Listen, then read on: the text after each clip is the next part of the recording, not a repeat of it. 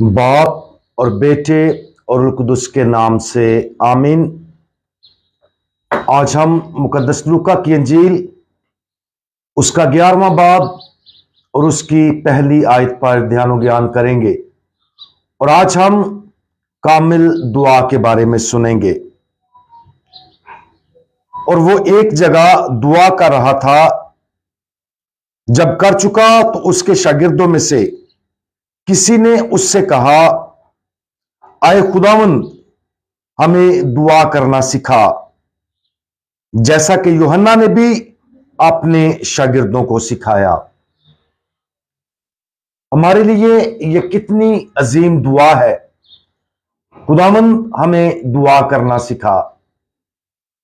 जब खुदावंद यीशु के शागिर्दों में से एक उसे कहता है कि आए खुदावंद, हमें दुआ करना सिखा, तो खुदावंद यीशु उसको आए हमारे बाप की दुआ पेश करते हैं। इस दुआ के बारे में मुकद्दस आंद्रे यूं कहते हैं कि जब आप हमारा बाप कहते हैं तो खुदा का कान आपके होंठों के पास होता है। कलीसिया की अजीम मुकद्दसा ट्रीजा ऑफ अवेला खुदावंद की दुआ मांगते हुए ये मशवरा देती हैं कि दिन में बहुत बार जल्दी जल्दी और बगैर तवज्जो के पढ़ने के बजाय अगर हम आए हमारे बाप की दुआ पूरे दिल से पढ़ते हैं तो उसके एक एक लफ्ज से बहुत कुछ पूरा होता है। एक और मुकद्दसा ट्रीजा ने कहा कि आए हमारे बाप की दुआ उन दुआओं में से एक थी जो उसने उस वक्त मांगी जब वो रूहानी तौर पर इतनी भांज महसूस करती थी कि वो एक भी काबिल कदर सोच को तलब नहीं कर सकती थी। पाक मास के दौरान जब काहिन खुदा के लोगों को आए हमारे बाप की दुआ करने के लिए दावत देता है, वो जुज़वी तौर पर कहता है कि ये दुआ वो है जो हम कहने की हिम्मत करते हैं। ये एक दिलचस्प बयान है जो खास तौर पर उस दिलेरी को जाहिर करता है जिसके लिए हमें बुलाया जाता है जब हम दिल से ये दुआ मांगते हैं। खुदा को हमारा बाप कहना गैर मामूली तौर पर जुर्रतमंदाना है।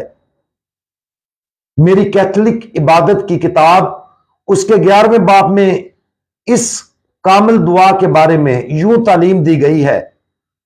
इस दिलेरी के बारे में इस किताब में हम यूं पढ़ते हैं, हर मसीही को खुदा बाप को अपने बाप के तौर पर देखना चाहिए। हमें अपने आप को खुदा के बच्चों के तौर पर देखना चाहिए। और जिस तरह एक बच्चा अपने बाप के पास इत्माद के साथ जाता है, हमें भी खुदा बाप के पास इत्माद से जाना चाहिए। प्यार करने वाले वालिदैन से बच्चा डरता नहीं है, बल्कि बच्चों को सबसे ज्यादा इस बात पर भरोसा होता है कि चाहे कुछ भी हो, उनके वालिदैन उनसे मोहब्बत करते हैं, यहां तक कि जब वो गुनाह करते हैं। बच्चे जानते हैं कि तब भी वालिदैन उनके साथ प्यार करते हैं। ये तमाम दुआओं के लिए हमारा बुनियादी नुक्ता आगाज होना चाहिए। हमें इस समझ के साथ शुरू करना चाहिए कि कुछ भी हो, खुदा हमसे मोहब्बत करता है। खुदा बाप के बारे इस समझ के साथ हमें वो तमाम इत्माद हासिल हो जाएगा जिसकी हमें उसे बाप कहकर पुकारने की जरूरत है।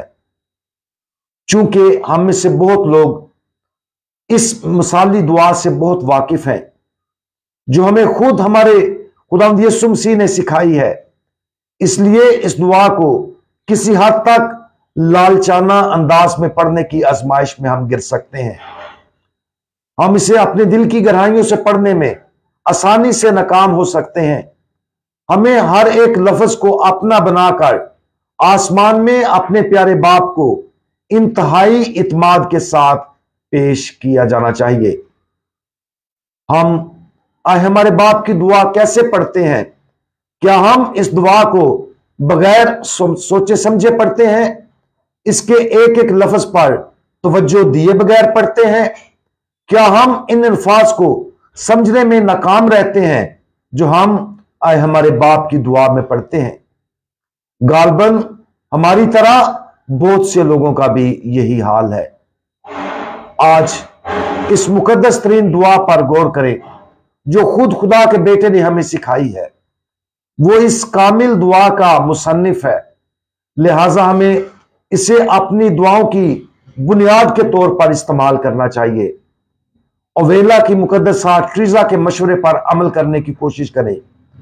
इस दुआ के एक एक लफ्ज को लें और आहिस्ता आहिस्ता पूरी तवज्जो और प्यार से पढ़ें। खुदा को अपने बाप के तौर पर तस्लीम करने से शुरू करें। उस लामहदूद निगाहदाश्त और हिफाजत पर गौर करें जो वो हमारे लिए एक काबिल बाप की तरह करता है। इसे एक हकीकी और जाती अंदाज में देखें। यह कामिल दुआ इस बात को तस्लीम करने से शुरू होती है कि खुदा कौन है, और फिर 7 कामिल दरखास्तों के साथ जारी रहती है। इस दुआ की तमहीद पढ़ने के बाद 7 दुआओं में से किसी एक पर गौर करने के लिए चुन लें ताकि इस दुआ की फरावानी हमारी रूह की तब्दीली कर असर डाले। आए हमारे बाप, तू जो आसमान पर है, तेरा नाम पाक माना जाए, तेरी बादशाही आए, तेरी मर्जी जैसे आसमान पर पूरी होती है जमीन पर भी हो। हमारे रोज की रोटी आज हमें दे, और जिस तरह हम अपने कर्जदारों को बख्शते हैं, तू हमारे कर्ज हमें बख्श, और हमें आजमाइश में ना पड़ने दे, बल्कि बुराई से बचा। आमीन। खुदावंद यीशु मसीह, हमारा भरोसा आप पर है। आमीन।